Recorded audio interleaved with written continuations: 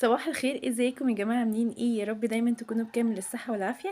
يلا بينا نشوف هنتكلم عن ايه النهاردة. ما انتوا شفتوا معايا كده ان انا عندي ستوك من شامبو دكتور باندا. هو حجمه 250 ملي، قوامه تقيل. معنى كده ان هو يقعد معايا فترة طويلة جدا. نقطة منه هتكفي يعني ان انا ادي لابني او بنتي الشاور بتاعهم. هيبقى يعني اختيار حلو جدا لو انت عندك اكتر من طفل، فالعبوة دي هتكفي معاكي فترة طويلة.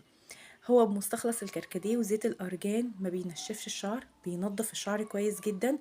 ريحته جميلة، بيدي الشعر نعومة وترطيب وفوليوم حلو. أرشحه ليكي وبقوة. طبعا من أهم الشروط اللي أي أم بتدور عليها في كل برودكت بتجيبه لطفلها إن هو يكون خالي من السلفيت والبارابين وما بيسببش أي دموع.